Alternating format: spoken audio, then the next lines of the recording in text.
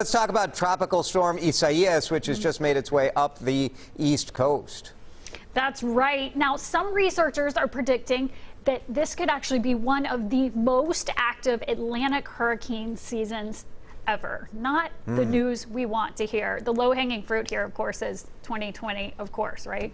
Right. Yes, it's all we need. Yeah. All we need is this again. Mike, you've been looking at some of the data on this. What do the experts think is going on? So, strangely, Colorado State University is actually one of the places that we turn for these seasonal hurricane forecasts, and they're currently forecasting 24 named storms. Now, that doesn't talk about where they're going to hit or how strong they're going to be, just the fact that they at some point reach tropical storm strength. The record number of named storms is 28 in 2005. So that was the year, if you recall, where we went into the Greek alphabet because we ran out of letters that we use in the American alphabet to name storms.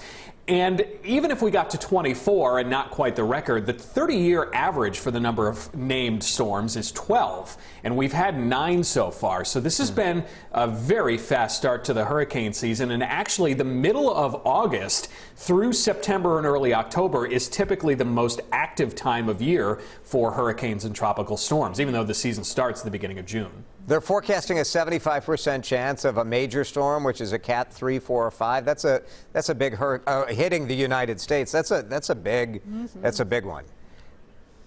It is, but I want to stress that don't get caught up in simply the large storms. This storm, Isaias, was barely a hurricane and a tropical storm, in fact, for much of its life. But the path it took and the fact that it hit so many areas that are larger population areas, it had a much larger impact than your random Category 3 or 4 storm that hits a less populated area, at least in terms of the number of lives affected and the amount of damage created.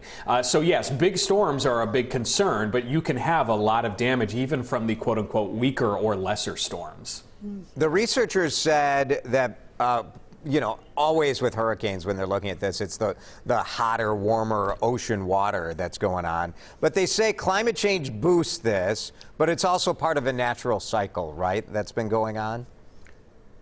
Yep, everything is cyclical, and we still don't know for sure if climate change, even though it will warm the water, and warm ocean water is hurricane fuel, there are other factors to a changing climate or a warmer climate that actually could reduce the overall number of storms, but perhaps supercharge the storms that are big enough to actually get going. The answer is, and look, I'll talk honestly about climate change all day long. We know the oceans are warmer. We know the atmosphere can hold more moisture because of that, but we cannot and do not draw a direct correlation between a warmer climate and more storms because we don't know yet.